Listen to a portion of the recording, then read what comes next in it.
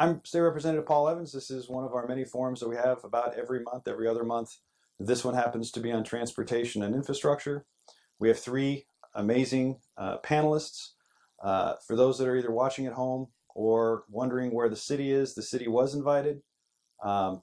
City staff, many of the city staff wanted to participate, but senior leadership suggested that might not be such a great idea. I'm not exactly sure why, but I just want to emphasize that the city team did want to actually help. What I'm going to do next is introduce the panel to introduce themselves, what they do. We have about 6 or 7 questions that really are 30,000 foot questions about transportation because so much is going on throughout the state on transportation right now. After that, we have note cards that you can put questions on. Again, you can pick on me all you want. That's my job, but you're not going to be picking on the panelists. The questions need to be about policy. They need to be about specifics. We appreciate the fact that folks, after long days of doing the public's work, are coming in and trying to make sure that the public gets the best answers that we can give them. So I really appreciate that happening. So without further ado, I'm going to hand it off to the gentleman on my left. Introduce yourself. Okay, I'll start. Well, whoever, it's good. Hello, good evening. My name is Mike Jaffe. I'm with the Mid-Willamette Valley Council of Governments, which is a small organization in downtown. The Council of Governments is a intergovernmental, think of it as a cooperative, where we do a number of things: land use issues, economic development issues, and transportation issues. So I've been with the COG for about 25 years. I'm currently the Transportation Planning Director. One of the things we do at the COG is transportation planning, as I mentioned. So we do the transportation planning with local cities and counties, with the Transit District, with ODOT, for the Salem-Keizer area.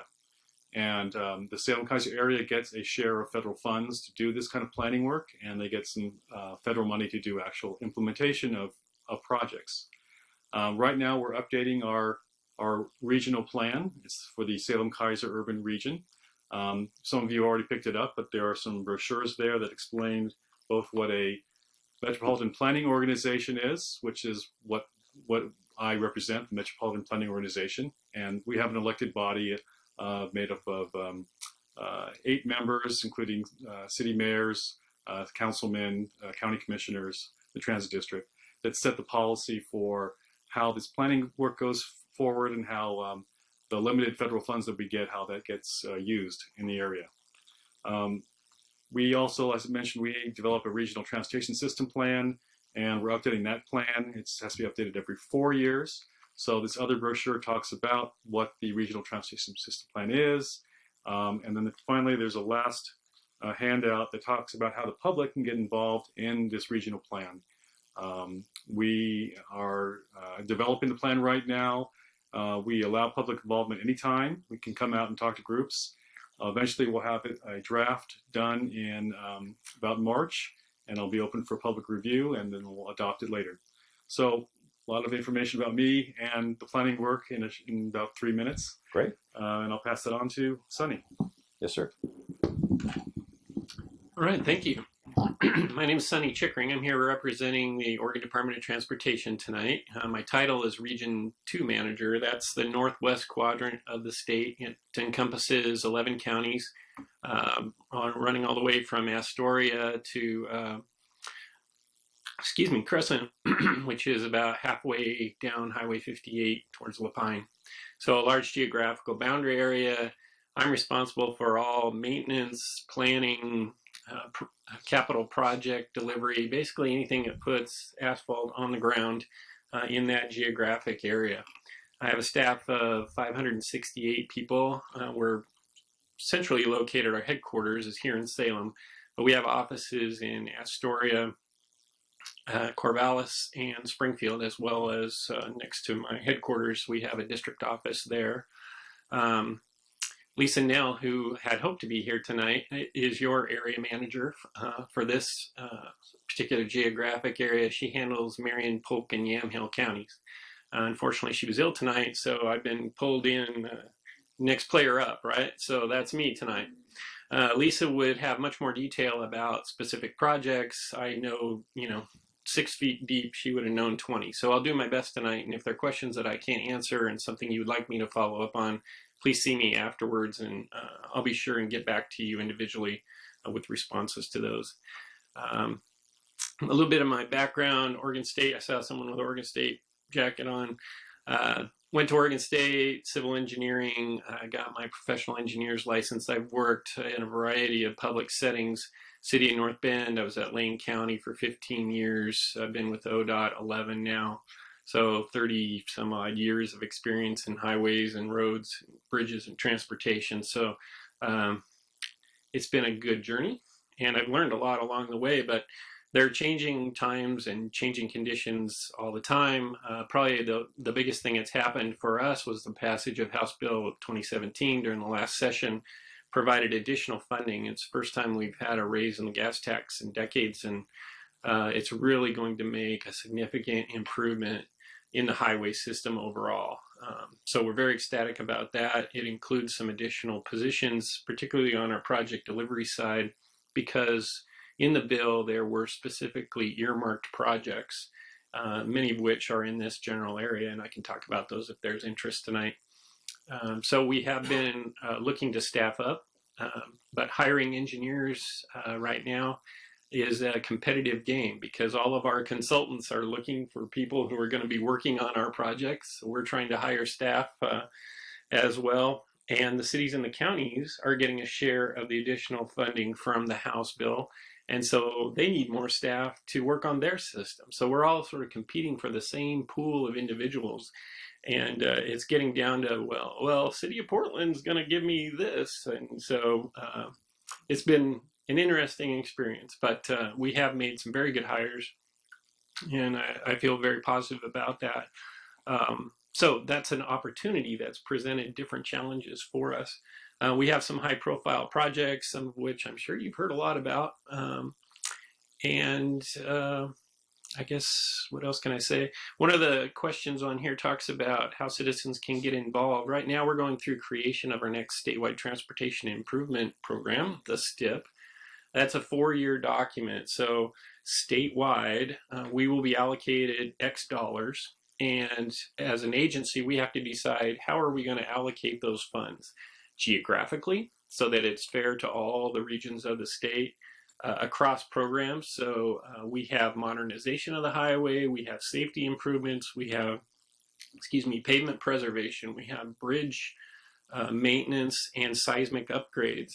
Those are all different programs, and our Transportation Commission has to decide how much of our incoming funds are we going to allocate to each of those programs. Once that's done, then we go about the business of deciding, all right, here's how much money we have for bridges, which projects are we going to do? And believe me, the list is long, much longer than the available money, even with the new money from the House bill. And so it becomes sort of a competition, if you will, among all the needy projects. Which ones are we going to actually be able to fund? This particular STIP is called the 21-24. That's 2021 to 2024. So the projects that we identify this go around will be placed in years 2023 and 2024 for construction. That's how far we're looking ahead. That's good that we're being proactive, we're looking ahead, and for every penny that comes in, we can tell the legislature, here's what we're going to spend the money on. But it can be, I hate to use the word bad, but it can be bad from the perspective of a community who has an urgent need. We had one just recently up on 99W. We went to a community group and we built the Newburgh-Dundee bypass. Now it's great. It's much improved going through those two communities. We've split the traffic fairly evenly between those two routes, but just south of there, now there's a new bottleneck there. And so that community is saying, hey, what about us? When are you going to improve our stretch here and finish the bypass? Well, the problem is the next chunk of money isn't going to be available till after 2024. And so finding a quick solution to their problem is a difficult thing to do when the money's already been allocated out that far. So I'm rambling a little bit, but it just gives you a little bit of flavor. I mentioned that because the whole point of this was there are opportunities for people to participate in creation of the STIP. both through our area commissions on transportation and also through the MPO, through the MPC. Is that the right term? We call our SCATS policy. Thank you.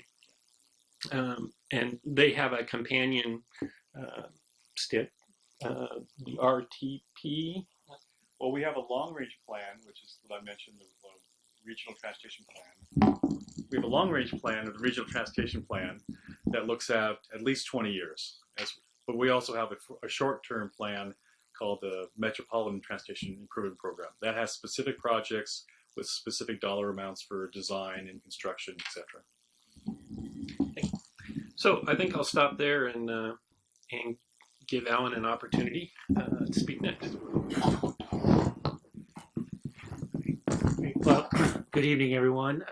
First, let me thank Representative Evans for hosting this forum. You know, transportation is an important component of a good quality of life for everybody, and so it's great that we're talking about this so you can hear what's going on, especially as we look forward. Everyone's, a lot of times, what's happening now, but it's important to know where we're headed also. So I'm Allan Pollock. I'm the general manager for Cherriots, and I've been in that position since 2007. We are the public transportation provider for this area. So within the Salem-Kaiser urban growth boundary, we operate Cherriots, and everyone has seen the buses around town. And we also operate the Cherriots Lift, which is the paratransit service for those individuals who through a disability cannot use the big bus. Also in addition to that, we operate a small dial-a-ride type of shuttle for seniors, people with disabilities that take them to the places they want to go, as well as to certain shopping centers. Outside the urban growth boundary, we operate what's called the Cherriots Regional, and that service generally is designed to serve the smaller towns in Marion and Polk County, with the idea of bringing people in the morning into Salem to get to work and bringing them back again at the end of the day. And we have some other trips in between. In addition to that, we also have a transportation options group, which provides ride sharing, carpooling, van pooling, bicycling, other ways of getting around without being one person in a car. So we do provide a lot more services, I think, that people realize when they just see the Cherriots bus. So I've been in the industry for about 25 years, started in Southern California at an agency, moved a little bit north to Los Angeles County, worked in transit there, then moved way north here to Salem. Took me a little while to figure out where a great place to live was, but I'm here now. As part of my role, I do serve on some larger bodies. At the national level, the trade association for public transit is the American Public Transportation Association. I serve on that board of directors as well as their executive committee. Locally, I serve on the Oregon Transit Association's board of directors, which is the state association for public transit members. I'm the immediate past president of that group. And I'm also the chair of the state of Oregon's Public Transportation Advisory Committee, which provides recommendations and advice to the Oregon Transportation Commission. And then I'll just wrap up by, in addition to that, I'm a proud resident of West Salem. So it's great to be here tonight. I think you want to walk us through some questions? I do. Is that it? I think I have some clues about where some of the answers might go, though. I'm very excited. So the thing about the panelists here, clearly a lot of experience from very many different angles, and all three of them have many hats. When I was in the city council years ago and a mayor, the Mid-Willamette Valley COG was central for small communities to be able to do pretty much anything because we didn't have a lot of internal staff. And Sonny, he was in Astoria before he came here today, so he's been on the road and trying to participate and be a part of this. I just truly appreciate that. And Allan, he has fit 5 or 6 years of work into 1 year with making sure that the new transit package and plan and the new equipment that you got all are rolled out at the same time. And I want to emphasize that that's been pretty interesting to watch. So given your perspectives, the first question really is, and I'm not going to limit you to one, but one or two, what are the greatest challenges facing transportation in the state of Oregon today and tomorrow? So there's one area that you wish we could grab a hold of. Nothing like a vague question, I know, but given what we now know about some of the seismic stuff, given what we now know about what the transportation plan as passed really can do versus what it might not be able to do, given what we know about funding, what we know about some of the growth patterns of the state, what one or two issues do you think are the greatest challenges facing us in transportation? And whoever wants to go first can go. Well, the mic's here, so I'll start. We'll just keep going up and down. So I'm the public transit guy, so I may have a little different perspective on some stuff. But I will say that what's important for public transit is to have a good transportation infrastructure. Because we need streets, roads, highways, and bridges to do our mission. So I guess for me, when I think of that, the top two things, if we go to the two, is one, ensuring the existing infrastructure gets to a state of good repair, and we take care of what we have first, so that we can adequately use that. And the other is, from my perspective, how do we sustainably fund transportation as we go forward? Because the gasoline tax is a dying revenue source. As fuels change, we need to look differently, whether it's we look at those other energy forms of propulsion or some other tax. But how are we going to maintain a regular revenue source to ensure that? House Bill 2017 helps with that, and it certainly helps with transportation. But I think you heard Sonny say earlier, it doesn't get us to where we need to be, but it gets us to a better spot. And I think I'll talk more about that later. But really, is making sure what we have is good, and figuring out in the long term how are we going to maintain funding to keep that going. Great, sir. Well, I think I cheated a little bit and addressed some of this question during my preliminary remarks. So as far as challenges, it used to be funding, and I would say that it still is funding, particularly for some of the other modes. Transit finally got its own funding source with the House bill, and that's the payroll tax, which I think is important. I mean, we recognize the need to synchronize the highways and other modes of transportation, whether they be pedestrian, bicyclist, transit, rail. What we need to do is find a way to utilize all of those potential methods of moving people and goods and services and maximize that in a way that still allows us to have a livable community. I think that historically we as a society have gone with the mode of transportation that can be the most convenient to those of us who are fully have full mobility. Those of us who are mentally and physically capable of passing tests and being able to drive vehicles and those kind of things, but we need to make sure that our system is able to handle and provide as much mobility to all of our citizens. And so I think that is a difficult challenge. The metro area has different challenges, I think, than the rural areas. One of the things we find is some of the rural areas are not able to be accessed by transit yet. It's only recently that we have a pilot program that runs a bus from Eugene out to Florence, and now they're going up to Yachats. And this is a pilot program to try and see if there's enough ridership there where we can make that a viable system. Right now, for people at the coast in particular, many of their medical resources are in the valley. And so those are long trips into make their doctor visits. And that applies up and down the coast, the entire coast of the state, not just in my region. So these are some of the challenges that I think are still big gaps in our system. Okay. So those are things that I know that I would like to work on and see if we can improve upon in the coming years. Mike? Well, when I was in graduate school, a professor of mine said the usual answer to most transportation questions is money. And it's definitely true. Projects are getting more and more expensive.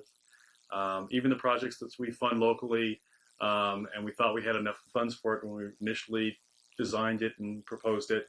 We find once they get going, they often are now 50% higher cost. It's because of the cost of materials, the cost of labor, the cost of engineering, things that Sonny mentioned earlier. There's a competition among the private sector and the public sector to find enough engineers, surveyors, etc. So project costs are going up. So it's easy to say just on that level, funding is the biggest challenge. But if you take a broader picture, what Allan said is, we're really looking for quality of life here more than anything else. And Oregon's known for a good quality of life. We've designed our state and our land uses to try to keep compact communities. In fact, I was amazed when I was just looking at this a couple weeks ago that the cities of Portland, Salem, Eugene, one of the most dense urban areas in the country. If there's about 500 urban areas, all of us are in the top 60. So we are denser than most people would think, even though we don't have skyscrapers. People are living close together, which is good. More opportunity to take transit, to walk and bike. And I bring that up because as the MPO, we're not looking to just improve people's mobility in their cars. The kind of projects we've funded, if you looked at our portfolios over the years, a lot of bicycle projects, a lot of sidewalk projects, a lot of safety projects.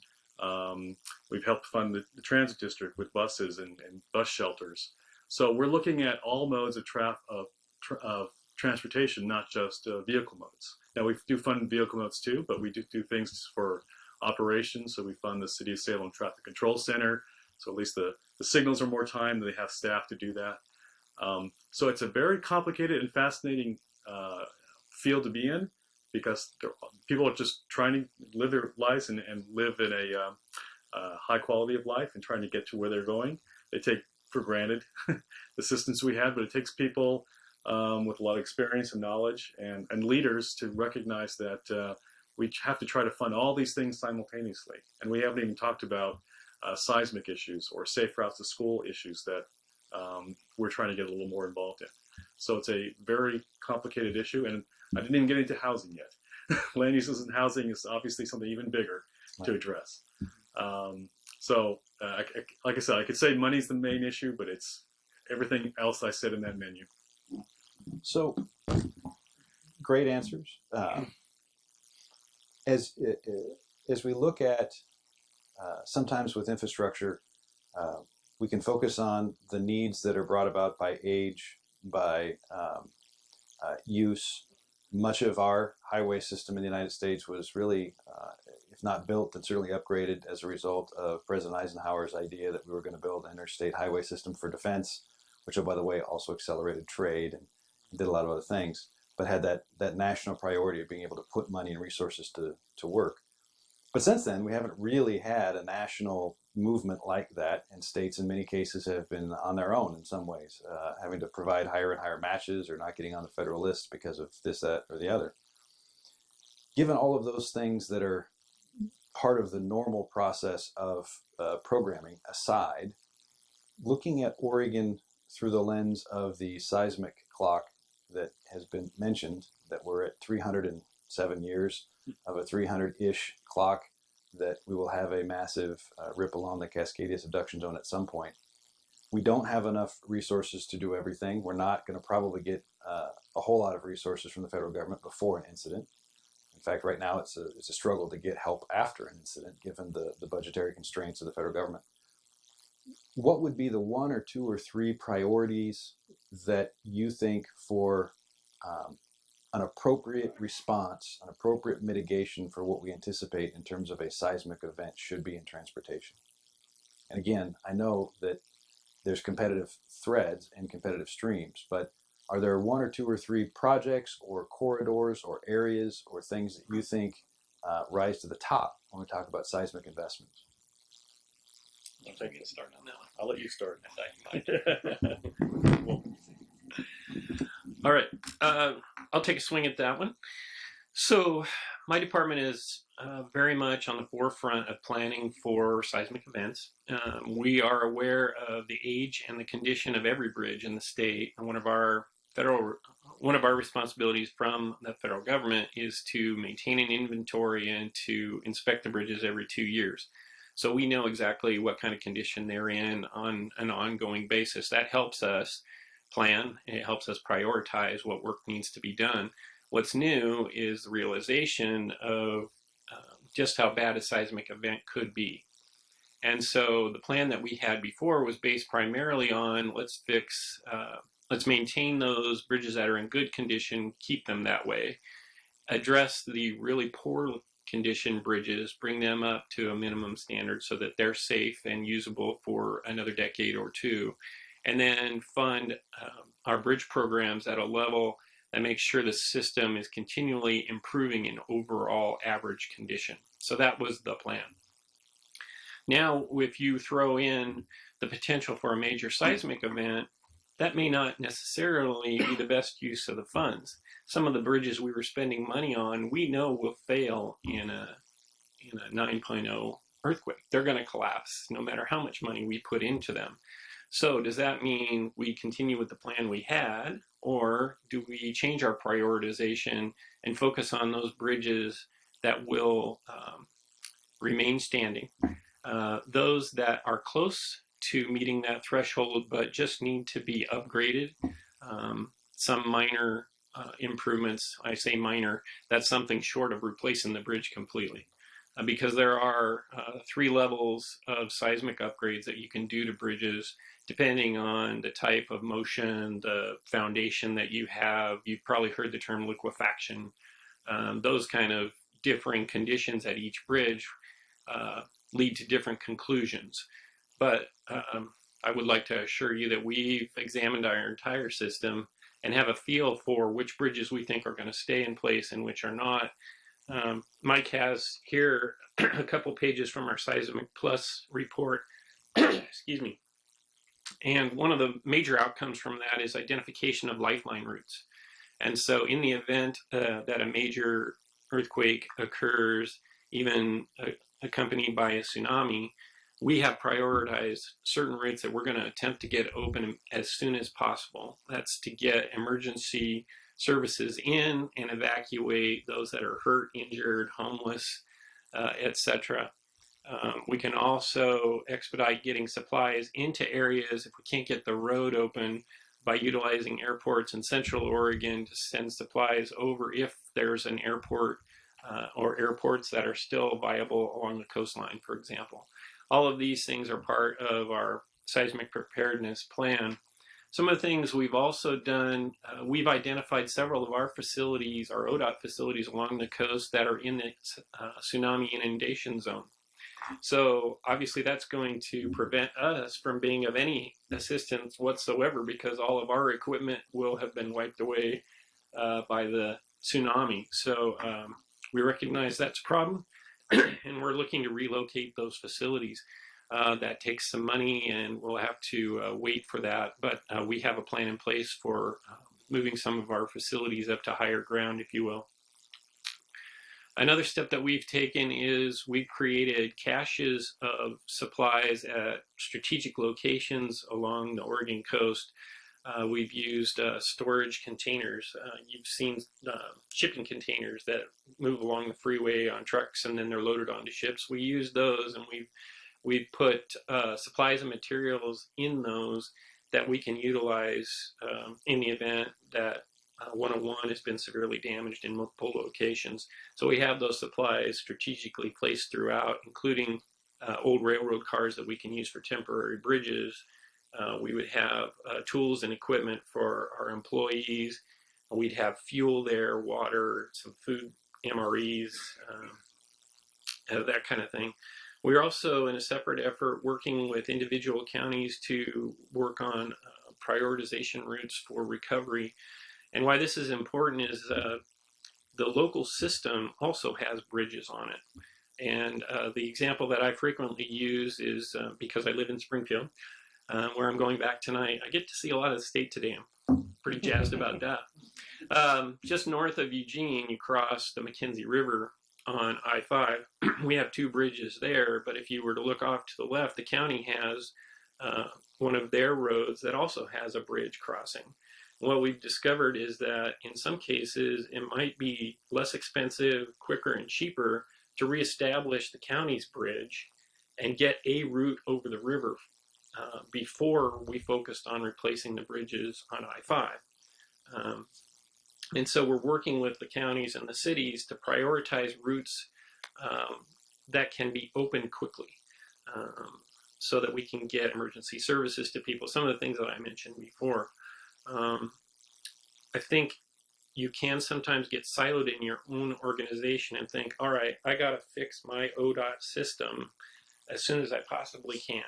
That's not the goal. The goal is to get help to people as fast as you can using whatever means and whatever routes are available.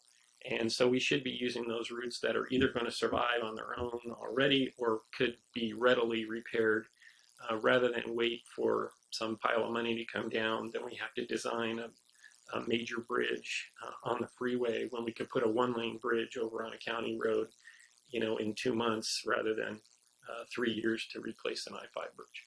So these are the kind of things that we're thinking about to try and address the seismic issues. Just a few things. Excellent. The other. Who wants to be next? So I won't have as a complete answer as Sonny, because he's a lot more knowledgeable about ODOT and their program. I just wanted to mention some local work here for the Salem Bridge over the Willamette, which most of you are probably very familiar with and very interested in. So that bridge was rebuilt in the early 80s, 83 or 84. We helped fund, along with ODOT, a seismic study of that bridge, about $200,000 for a consultant to take a look at that bridge. That just had a kickoff meeting last week between the contractor and ODOT employees. By March, we should have their report on what it would take to seismically upgrade that bridge. I'm very curious for the answers. In fact, they've assured me that while it'll be a technical report, they're going to have a summary that the average person can understand. Really? So, If they can reduce that to third grade, then the legislature will understand it. But Wow. and I walked the site with them, and they were, I was listening a lot more than talking, because the structural engineers were talking about capacity, demands, and loads, and all these technical things, which learned a lot that day. But the bottom line is for us to really determine, what can we do with that bridge? What will it cost? How good of a fix will it be? And move forward. And as many of you probably know, HB 2017 included $60 million to potentially structurally upgrade that Center Street Bridge. Yeah. So things are looking good at the local level. We're getting started on that study, and funding for that bridge is in the plan. Allan? I'll just add a couple of comments, because what was said was well said. So as a transit district, we have 3 primary missions in case of a seismic event or some other natural disaster. One is to evacuate displaced persons. The other is to transport first responders to where they're needed. And the third is maintain as much normal service so people can still get around as much as possible. For that to be successful, and for us to play that role in a local or regional or state disasters, from a state's perspective, is making sure there's good interoperability of communication channels. Because being able to communicate between transit district and other agencies so we can help with that mission is key. And speaking with my colleagues that have the last couple of years dealt with what's going on now in Florida, natural disasters, to play their role, they need to be able to really communicate in there. And there's been problems with that. So making sure the statewide has that ability to communicate. And another way is, how can a transit district help in those types of situations? I just wanted to share an example. It wasn't a seismic, but in Flint, Michigan, we heard of the water problems there. Well, the transit district turned into a distribution organization because people couldn't get to water.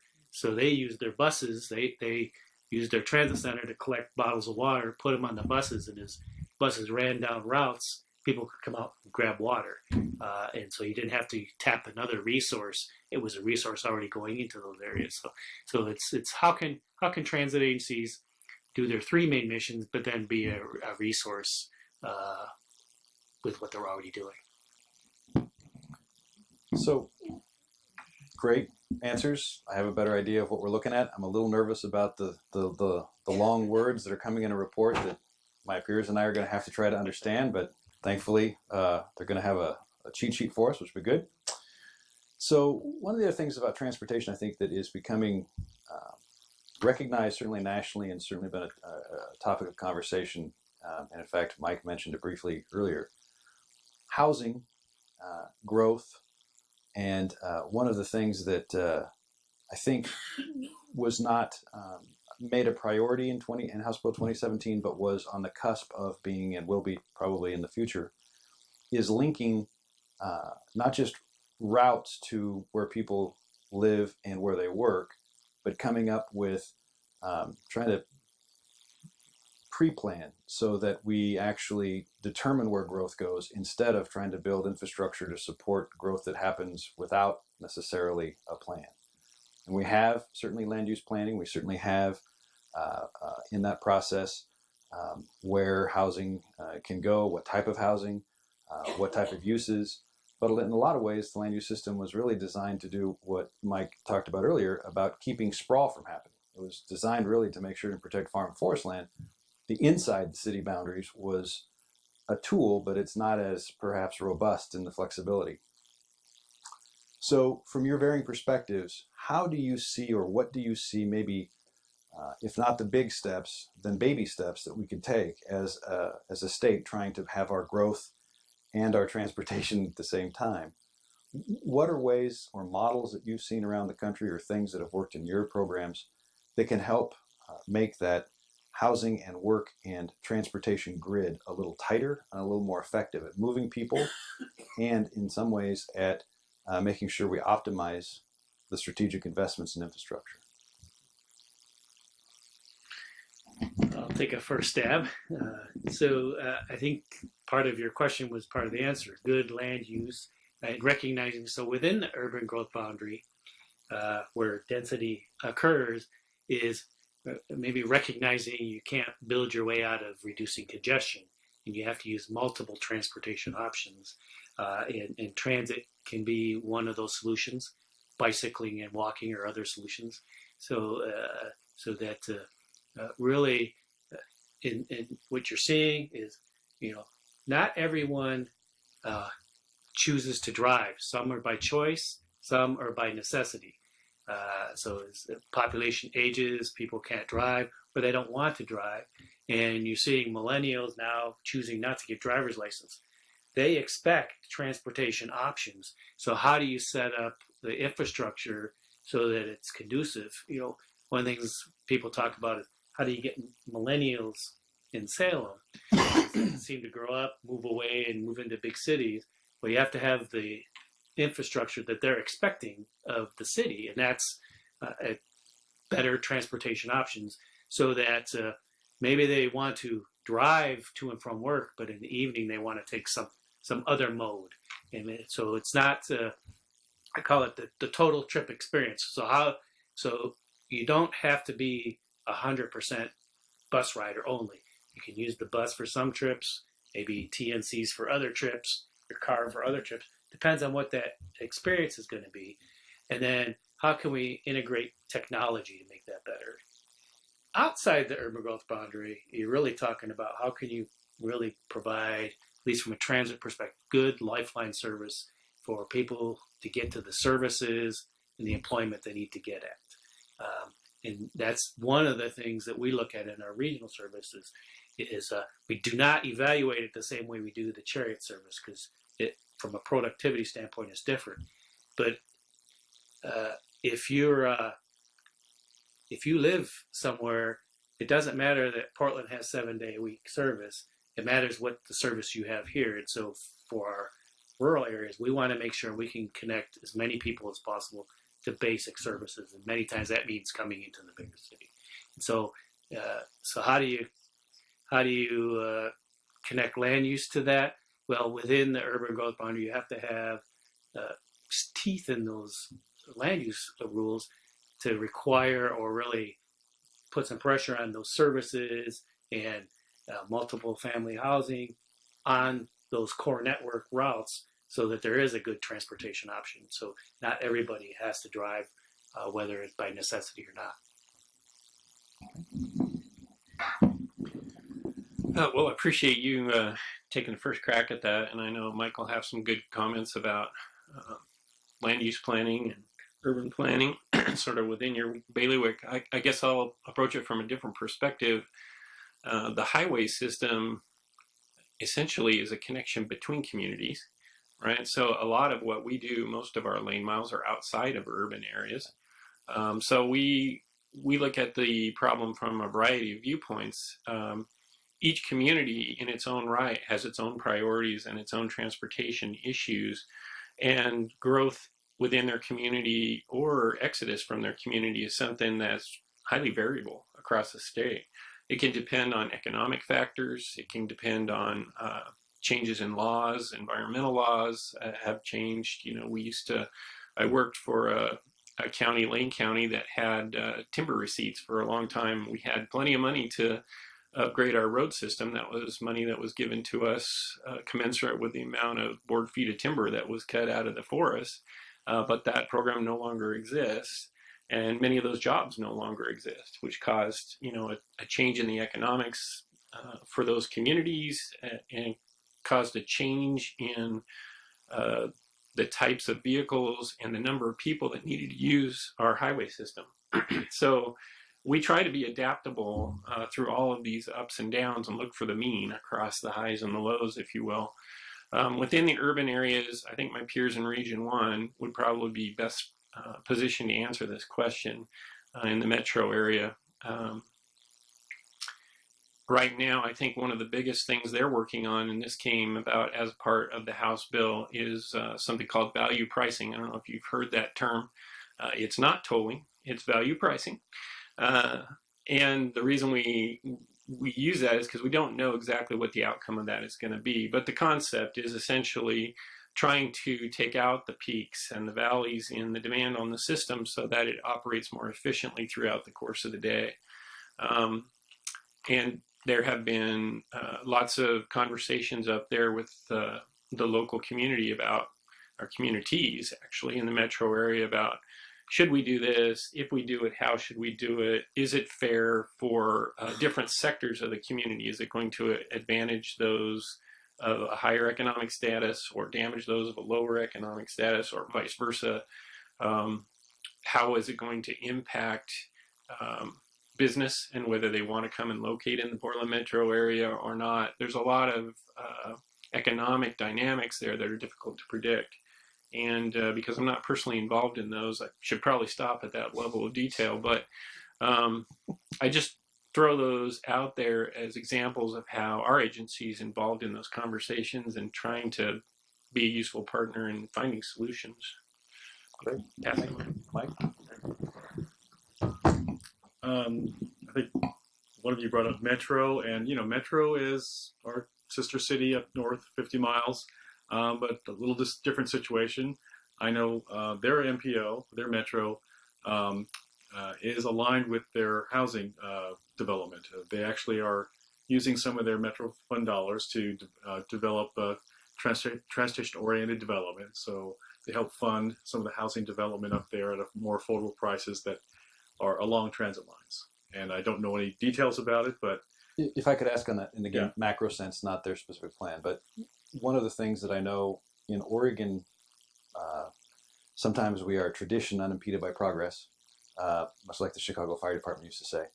We have land use planning, we have nice maps with high density residential, medium density, low density, businesses over here, it's all sectored out, and yet that very planning gets in the way of people walking to work or walking to the store.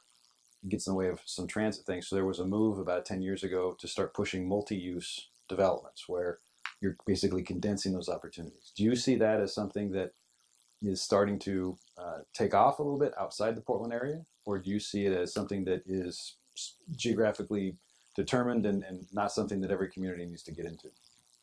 Well, I think for areas of Portland size, they definitely are very big into it. Our area, I've been here 25 years, and the downtown had very little housing. Now you look here, and there is a lot more housing downtown.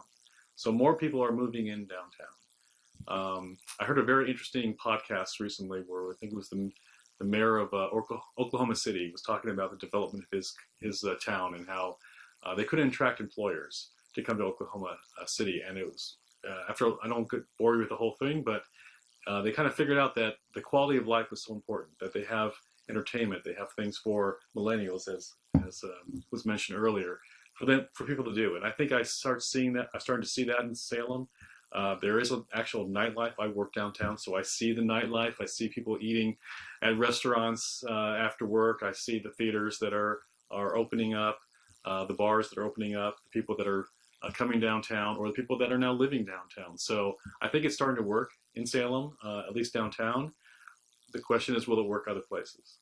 And I don't know the answer. But available transit and walking Mm-hmm. options and other modes is probably part of that success story if it's going to happen. It's part of it, and we play a role in that. Our agencies try to play a role. So and the city, of course. So right now, you probably know that the very nice pedestrian walking bridge wasn't there until 2009. It was converted. After that, we built that nice pathway up to Glen Creek. There is plans to potentially expand that pathway either over or under Wallace Road. Plans to continue that, funded projects to continue that all the way to the Capitol. And now City of Salem has the plans for the Winter Maple bike lane that goes north-south. So we're building this. We have a lot of bike lanes, but we're building this more protected and more convenient and easy to use bike system that people may want to use, and to get out of their cars. So yeah, we have more people moving here. Congestion will probably increase, but we're doing all these things to try to encourage people to take their bike or walk to get to wherever they're going, or to walk over to transit. There's a lot of roads in Salem that just don't have sidewalks. And it's not very pleasant to walk down the street to the market or walk down the street to catch a bus if you have no sidewalk to go on. So we are making strides in that, but it's a lot of projects, a lot of money will need to be spent. Okay. We have one more question that we kind of talked about, and then we're going to open it up to cards. Staff will be collecting the cards out there. So you get to give as many as 3, because I know y'all have probably more than that. But what are some positive aspects on Oregon's transportation network that you've seen in the last few years? Other than House District or House Bill 2017, which is a positive aspect, I would assume. Whether you've seen it at the local level, whether you've seen it throughout the community and state, what are 2 or 3 things that are actually on the plus side of the ledger when it comes to Oregon's transportation network as we know it? I'll start. You guys can fill in other ones, but one is just a greater emphasis and recognition on safety projects.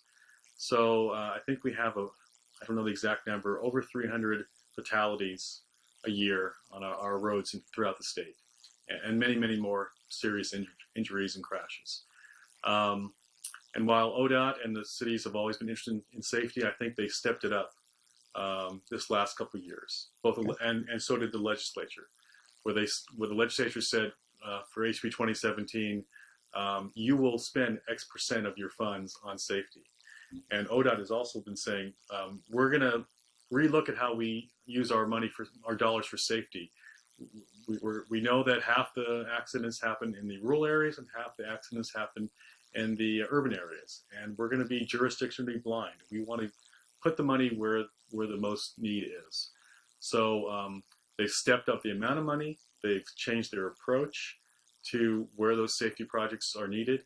And I think if you're looking around, you're starting to see more and more of these improvements. Just here locally, every time I see a new signal with those yellow reflective things around the signals, I'm thinking that might save someone's life, because someone will see that reflective reflection around the signal, and see that signal and stop, and not get into a serious accident.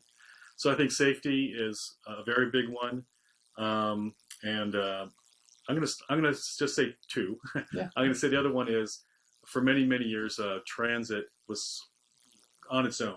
The state didn't really have a high contribution to the transit system. You know, Portland area was on their own, Eugene, Salem, all on their own. Finally, the state said we are going to come forward and recognize that transit's important enough that we are going to help fund it. So I think that was a big step in the right direction. Okay, thank you. Well, the expectation from my agency would be to tout the great success of House Bill 2017, but I know you wanted me to go elsewhere. So, and I agree. I mean, it's great. There's so many things in there that we really appreciate the legislature stepping up, and because that was a politically risky conversation for all of them. You know, it's not easy to raise taxes, and it wasn't just one kind of tax; it was a variety of taxes. And in there, they also took upon themselves to assign some projects for those funds to be expended upon. That's also can be controversial. You know, one community many communities have needs, and it's difficult to discern among all those and determine what the most important projects could be. In my time working in this area, I've seen many changes, as I've alluded to previously.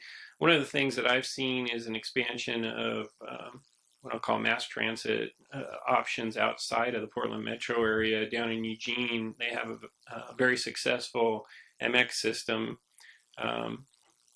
that they've implemented over the last decade or so. I've been involved in various phases of that. They started with one line, and they expanded another that connected to it. And now you can go through a great percentage of the Eugene-Springfield metro area riding on that system. That's something that when it started, everybody was like, oh, holy cow, you'll never be able to build something like that down here. They'll never go for it politically. The businesses will object to the impacts and those kind of things. But Lane Transit District really stuck to it. They did their homework. They went around the nation and they visited with other cities that have implemented similar systems. They learned what worked. They learned what didn't work. And I think they came up with a system that's really fine-tuned for their community.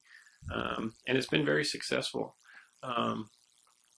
So that's a success. I've mentioned other transit services that now reach the coast. That's something that didn't exist, 20 years ago.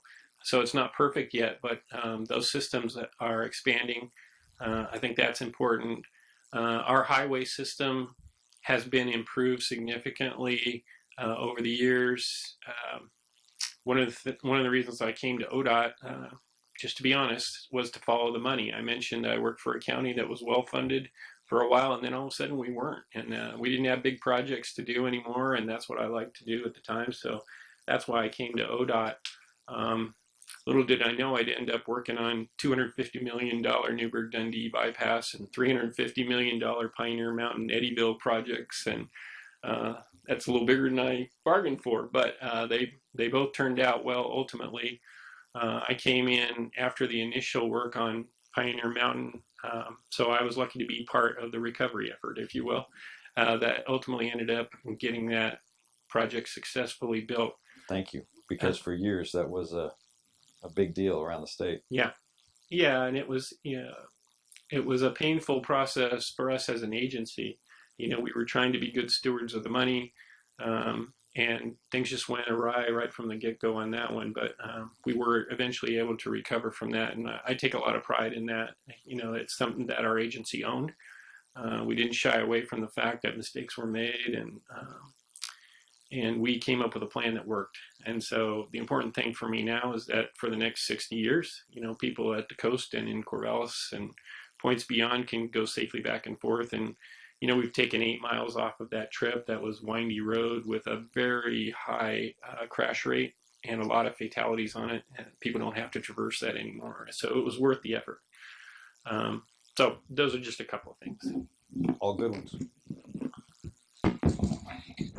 So let me make a comment on what Sonny said, and then I'll give you my two things. My comment's appropriate though. So we talked about lane transit. So I came from Southern California, and I can tell you, statewide, Oregon is really looked at as a leader from a big agency perspective. What TriMet has done with their system and their light rail system is looked at. But from a mid-size perspective, the bus rapid transit that Sonny was talking about, that lane transit has put in place. I remember back when that was getting started, because I think they may have been the first mid-size agency to do bus rapid transit. I think the other one that was in place was where I was by Los Angeles, major city, major agency. So in the transit industry, Oregon's well respected for the work that they do in transit. So I just wanted to pass that along. To answer the question, I would say two things. I would echo what Mike said. Really, the recognition that ODOT has raised the emphasis not only on public transit as a mode, but also active transportation as that recognition that they are a part of the transportation system is really in the last several years really amped up the game, and to be in that community, it's really great to see, because it makes it better. And House Bill 2017 is part of that offshoot. The other one is at the state level, the work that's been done over the last couple of years, and really from this side of the table, you notice it, is the updating of all the modal plans at ODOT. And just last month, the Oregon Transportation Commission adopted the updated Oregon Public Transportation Plan. We had one, it was kind of old and it was outdated, but this kind of really sets the guide and the direction at a high level for public transportation investment statewide over the next 20 plus years. So for us in the public transportation industry, this really helps, because now everything we can do, we can use this as our guide and drive our regional and local plans to take the big picture here and make it into what's really happening on the streets. So those are the two from my perspective. Okay, great. Questions from the audience. We're not going to have time to get to all of them, but a few of them are going to bring some of these ideas together. How does the city, county, and state interface with regards to particularly state highways that run through cities? It's not me. You got one coming though, Allan. All right, good. Oh, I'll give that one a shot.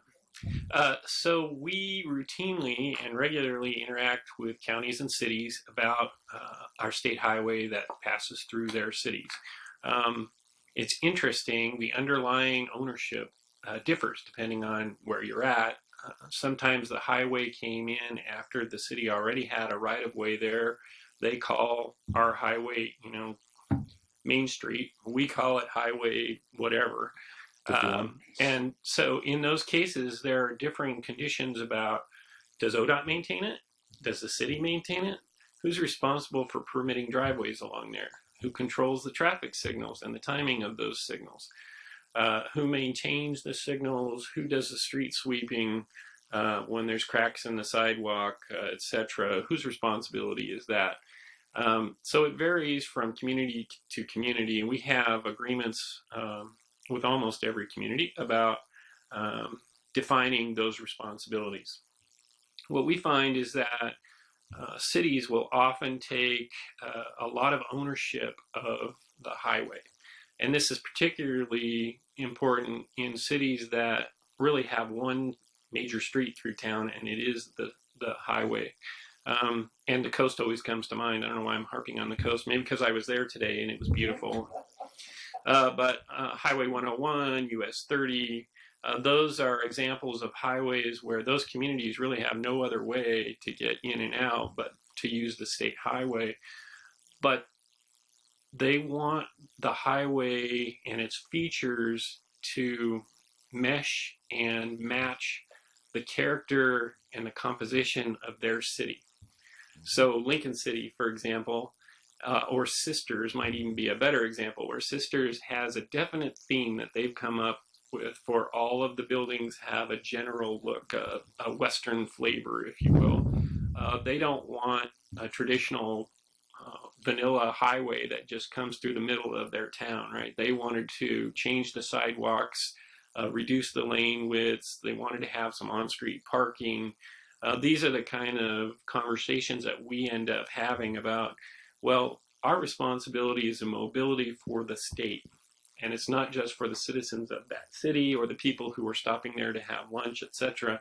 Even those tourists who are coming through your city are going to stop for a period, but then they still have to pass through your city and 5 others to get to their next destination. So there's some tension always there between providing a system or a highway that serves the needs of the local community and yet also serves the need of the traveling public that are just passing through. And there is a sweet spot there. We call it a healthy balance. And we attempt to do that with all communities. And what we'll find is we'll come to a good balance, a point where the city and the county and the state are all happy about the way things are arranged, and we go along good for 5 years. And then all of a sudden, Costco wants to come in and build a thing. All right. Same name's Warrenton. Yeah, Okay. yeah, exactly. That's a good example. Or they'll have some other change. You know, the city council will decide, hey, our highest priority is now walking and bicycling, and our system has old, antiquated 4-foot wide bike lanes and 6-foot sidewalks with no buffer between the traffic and those kind of things. And so those two things will conflict. So we send our planners, our folks that are located in the area district offices.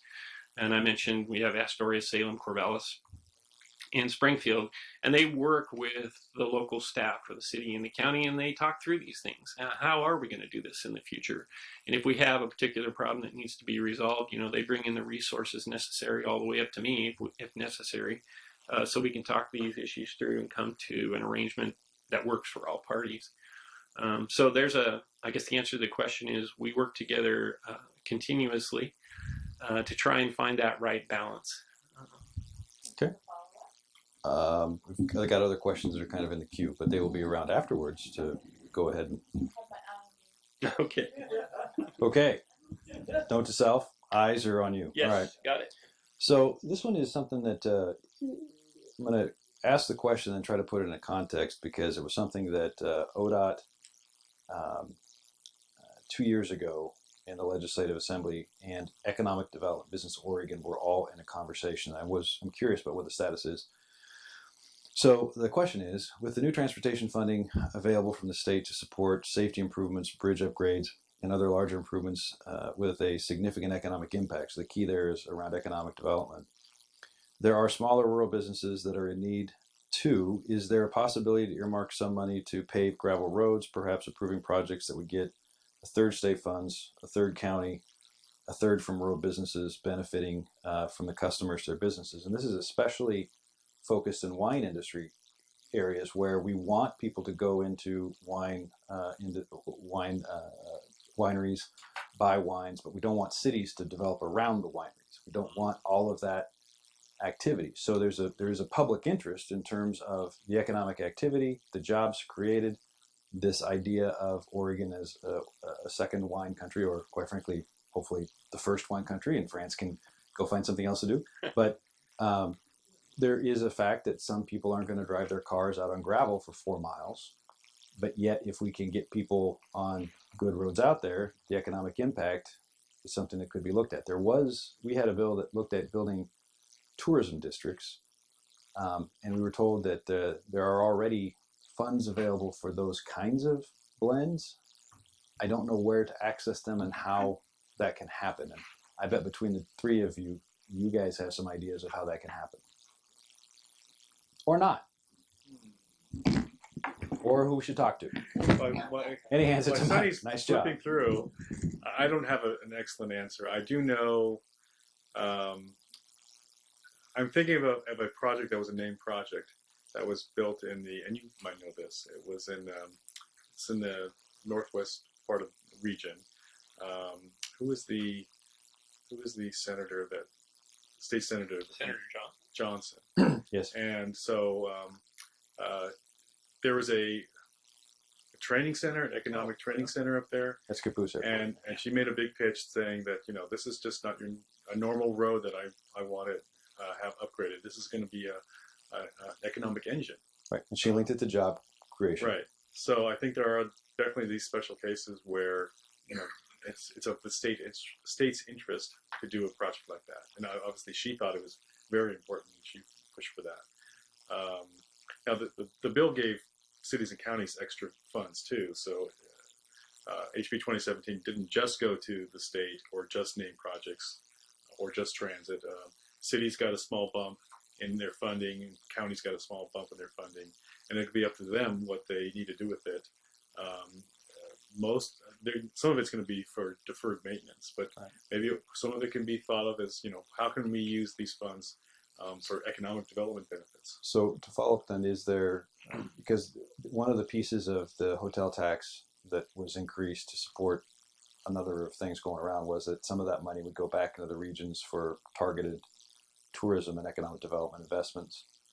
Is there any statutory issue with the authority of council of governments or a city or a county to work in a public-private partnership for transportation, like putting the road in? Would that require a statutory authority to do that, or is the authority there, you just need the money? I'm really not the person to answer that. I don't know. We Okay. have someone in our council of governments who is an economic development director and comes out with a community economic development plan. Right. So I'm sure there are better people that have those kind of answers. I just can't give a good answer. Sonny, on transportation, are there examples where Fed dollars and state dollars can be mixed in a public-private partnership? We do have a public-private partnership that is allowed in statute. It hasn't been used very often yet. It is complicated for developers who are interested in that. My only personal experience with it had to do right here in Salem. It was at the Kubler interchange. Oh, right. And this came about before we finished the latest project. And in fact, there was a development that wanted to occur in one of the quadrants, and this never became public, so I'm going to be a little vague about this. Hypotheticals. Hypotheticals, yeah. It's not what's being developed there now. This was a different quadrant of the interchange, but the developer wanted to work with ODOT to improve the interchange in a different configuration than we had planned. And so we started that process following the statute. There are some rules and procedures that have to be followed. They have to put together a plan and a proposal. There's an initial review of that to see, hey, is this thing even feasible? Is it something that ODOT could live with? Mm-hmm. And because it involved Interstate 5, right. There was FHWA involvement. That's Federal Highway Administration. And they would have to approve of any design changes that would occur at the interchange. So a labyrinth of agencies in this particular case. Yes, it is complex, but it's important that all those entities are involved, right. So that the approvals can be garnered and the project could move forward. Ultimately, they proposed a configuration that was too expensive for the developer to afford. So the profit margin, if you will, from the development wasn't sufficient to fund the improvements that they were proposing. But statutorily, it could have occurred. Yeah, and we actually got quite a ways through the process. I could say that we completed the evaluation process, and then the developer just determined that wasn't gonna pencil out. I think we did actually discuss it with the commission at one point as well to give them an update on the potential. And it, as I said, it didn't move forward, but there is an opportunity and a way for ODOT and FHWA to participate in a project like that. You asked a question about local projects. like a match. Yeah, the community that I mentioned earlier, just south of Dundee there, has to do with wineries. Willamette Vineyards is doing a new facility out there, and they're planning on potentially constructing a left turn lane that would go in and out of this facility. So that is going on amidst this new bottleneck in the traffic that's going in both directions. So they participated in this community meeting that I went to, and it was interesting. People wanted to solve that congestion problem, and there were a variety of ideas that were thrown out. Traffic signals, or widen to 4 lanes, or can we do this? Can we do that? And brainstorming is good, but all ideas come with price tags. So we had to kind of bring them back to reality. But what we observed, and this is something that you'll find in many community issues, is there are differing opinions about how the L should turn out. Some people, just widen the highway because we're always going to have this bottleneck, etc. Well, we already have the Newburgh-Dundee bypass planned to go down that far. It's just not funded and constructed yet. So if we widen the existing highway to 4 lanes, is there a need to do the Newburgh-Dundee bypass? We can't do both. We're going to have to do one or the other. The wineries and many of the businesses along there, they're looking for this idyllic country highway. They don't want a big 4-lane thing, because that takes away from the ambiance of the winery and that sort of economic engine that they're trying to create there. And so it's interesting. You get differing perspectives on what the right solutions for these things are. The right solution is to tell them that they should be buying their wine in Polk County. Okay. That's the thing. Continue. Yeah. All right. Is there a program, and there? So the question is there a program to encourage staggered work schedules? I know that the state in the transportation plan or in a supplemental put back in the employee bus program to try and find times for employees that work for the state to be able to utilize buses, or at least that was supposed to be in there.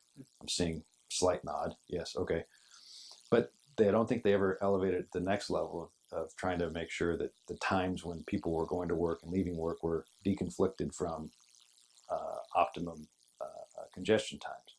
Is there anything in place right now, whether it's through grants or tax credits or anything that you're aware of, that can or has ever tried to address staggering of work schedules on a regional basis? I could say that my agency has not had that conversation about staggering work. It could be that that opportunity exists, but we've not been asked to come up with any kind of schedule adjustments yet. We do have flexibility through our bargaining unit represent.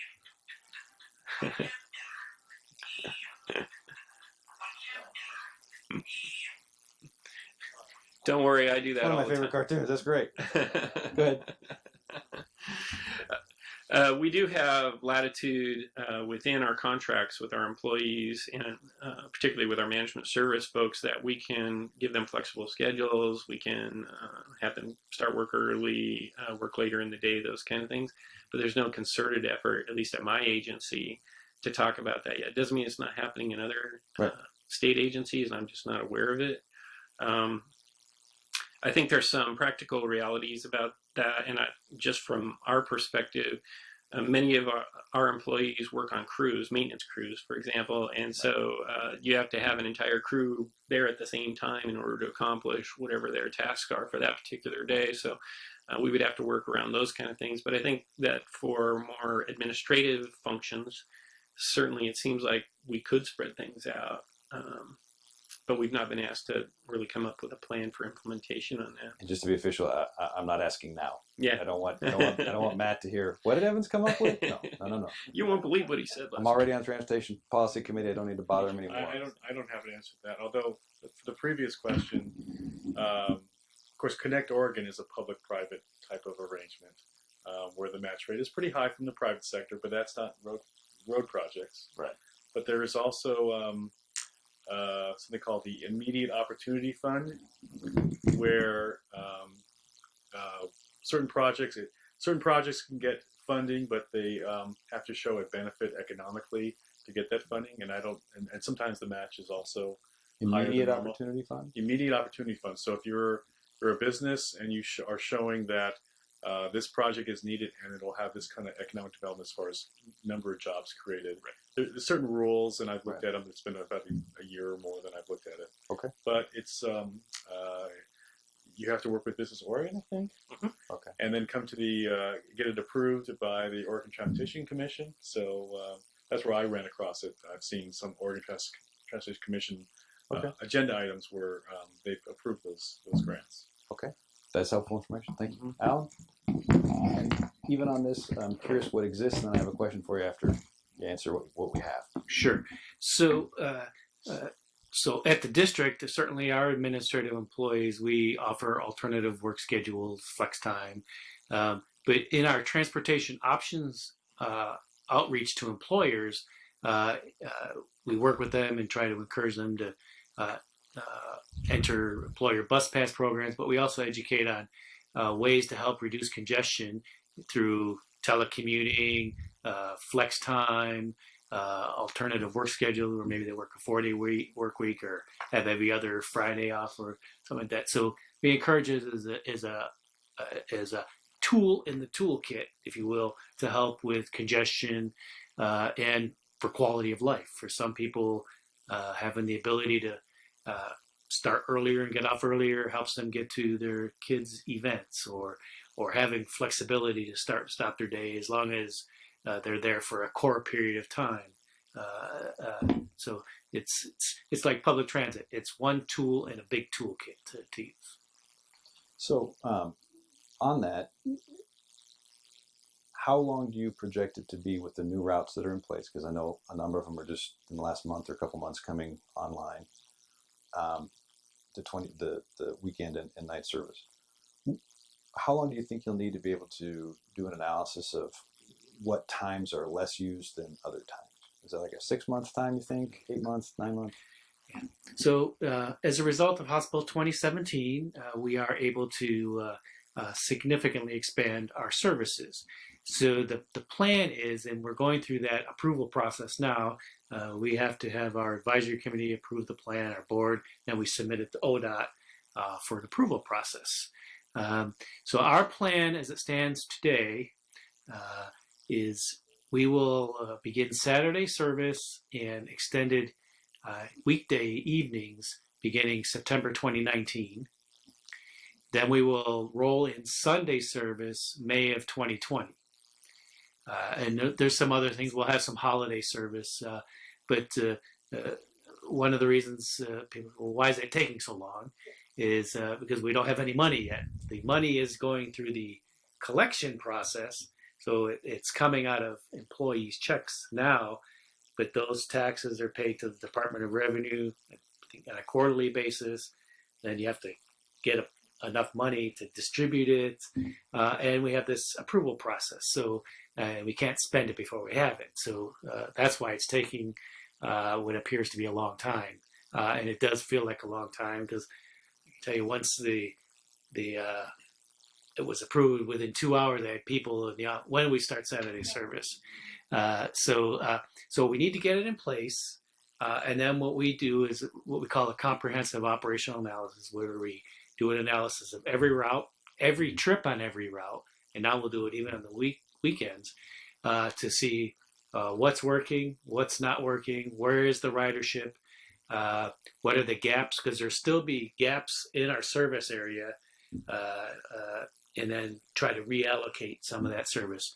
We will be able to intuitively start getting that within a couple of months, but we need it to run for a period of time because on day one, all the new riders aren't going to come out. It's going to take a while. People are going to want to see that it's there, and so over time. So in 2020, 2021, that's when we'll evaluate and adjust.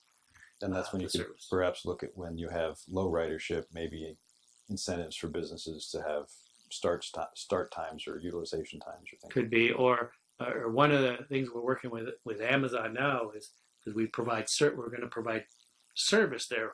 We're going in there when they start to recruit employees to educate them on the transportation options to get there. Because if we can get them to ride the bus on day one, that reduces congestion over into that area. Because with Amazon, Home Depot, Federal Express, you got trucks coming in and out there. So if we can keep the workers off the road, that frees up congestion for the goods to get in and out. So yeah, and that's a little different because they'll have straight shift work, but where it's available, can you have maybe those shifts start a little earlier before congestion or a little later? Well, I try to be very clear about what we ask people to sit through. You've been great. It's 7:30. What I'd like to do is give everybody a chance, a minute or two, to wrap up and say something that you'd like to say that maybe you didn't have a chance to, and then I'll have a couple of closing comments, and then we'll get everybody off to their evening. And Sonny will get to complete his nearly across the state tour of Astoria to Springfield. Beautiful guy. So just let me say thank you to you for being here and educating yourselves. It's important to be an informed person when you're having discussions. I just have two quick comments. So a couple of years ago, the Joint Committee on Transportation did a statewide listening tour, and three of the biggest things they heard was reduced congestion in Portland because it affects the whole state, especially when you're talking the movement of goods. Address seismic preparedness. We talked about that a little bit tonight. And that public transportation needs to be addressed, not just in Portland, but statewide. And so House Bill 2017 really addresses those issues. So what does that mean here locally? It means that mobility will improve for this community, especially on the movement of people. But to really make it all work, we really need coordination, what I'll call the four-legged stool. At the federal level, especially for infrastructure investment, at the local level, who really provides the local source for operating, the rider, who pays the fare, and the state. And the state is now part of that fourth leg, where we've had three legs and a wobbly leg, and now we got all four. It's really going to make, at least from the public transportation side, a much healthier community to address quality of life. Because I believe everybody should have access to opportunity, whether you have your own car or by choice or by necessity, you choose a different mode. And I think we're moving this community into a better place because of that. Well, I'd like to thank you all for being here. One of the things that I always find impressive is that there are people who are interested in transportation enough to spend their evenings and come out and listen and learn, and also share their needs and their experiences. Excuse me. One of the things that's important to us that you may not recognize is that while we have and operate a very large system, we're not in any one place for very long. You know, we're moving up and down the road. We're sweeping. We're checking to make sure that the signs are in place, that the signals are still working. So we'll drive by, but we don't live through and experience the problems that you have with our system. So when you send us a note that says, hey, today this and such happened in my community, and when there's a crash on this highway, man, that backs us up for 2 hours. I couldn't get to work, or my daughter was stuck at school. I couldn't get there to pick her up, or, you know, whatever those effects are. Those are things, those are data points that are valuable to us so that we understand what you're experiencing out there on the system. We drive around in our own communities and we see those kind of things, and we try and share amongst ourselves, but we can't be where you are all the time. So please feel free to share those experiences with us at the agency, and continue to come out to learn more. I think one of the things that we find is that transportation and our agency structure in particular are a big mystery to people. You know, they just know that there's this big giant gorilla ODOT, right, that's in charge of all the highways. Some people think we're responsible for roads that we're not. You know, they're county or city roads and vice versa. They don't understand where we're located. Who do we call? You know, you look up ODOT on the internet, and there's, you know, 100 phone numbers you could call. So if you get to anyone, they should be able to get you to the right place. So don't be intimidated by our size. We're trying to make our agency more transparent, more accountable, more available to you, so that we can hear your concerns and respond as best we can. So with that, I just say thanks for your patience with me. Hopefully Lisa will be proud of the effort I made tonight, and hopefully at the next one she'll be able to make it in person, because she did a lot of preparation for this and was excited about it, and was very disappointed that she couldn't be here. So well, please give her our best. And Sonny, you did a great job. So I'll tell Lisa, definitely. I appreciate that. I'm going to echo the other two speakers to thank everyone who showed up. We live this every day, and I think all three of us enjoy what we're doing. And actually, we look forward to coming out and talk to the public because we have so much to share and so much to tell you. Because we think we are making successful choices, carrying out the work that we're doing. It is challenging. There's a lot of needs out there. There's a lot of opinions out there which we should be doing, and it's a balancing act to try to cover all the issues, everything from congestion to safety to accessibility to an aging population to just ADA, American Disabilities Act. So many needs all of a sudden come back to transportation, economic development. It's like, is transportation supposed to fix everything? Sometimes it feels like that. There's a tie-in, which makes it interesting from my part as in this field. My closing thought is that if you're interested, I'm glad you came. There's so many more opportunities to know more. Calling us, I'm going to leave a stack of my business cards. Oh, I start right here. So you can call me, ask any question. I'm happy to either answer your question or try to point you in the right direction. Because I think that's what is important, that we are helping each other. So if I don't know the answer, I'll try to find someone who does. And the other thing I'm going to say is I'm also in the enviable position that I'm working with these great agencies. I get to see all the collaboration that happens between the cities and the region and the county and ODOT. There's so many projects where, for example, Wallace Road, it's a state highway, but the city operates the signals on it. We provide money for the city to help operate those signals. Transit runs buses on those and provides shelters on those. We provide some money for shelters. There's a lot of trying to help each other because we're all have a part in the solutions. But putting our parts together makes us stronger than ever. So I know that sounds kind of super optimistic, but it's really true. We're really working together as agencies and trying to come up with solutions that work on multiple perspectives. And we all have different perspectives. As Sonny said, sometimes trying to get the traffic through, but the locals just want to, not be stuck at a signal. So, or want to get to the store. So a lot of issues. Anyway, once again, thank you for coming. Please take any of the information I brought and contact me if you ever want to chat. Also, I mentioned we are, the Metropolitan Planning Organization has a policy board. You can come to our meetings on just about every Thursday is our policy board at noon at the Council of Governments. And if you have a transportation issue in this region and want to address the city leaders that are on their boards, city councilmen, we have Jim Lewis is the West Salem councilor. He's on that board. The mayor of Kaiser's on that board. We have the Polk County Commissioner, Marion County Commissioner, a representative from Transit District. So you can come and talk to the elected leaders and say, this is what I think we need, And it's an outreach, a way for you to communicate directly to them, the policymakers. Well, my job is to say thank you for everybody coming out tonight, and especially thank you to the panelists. They all have brought additional materials.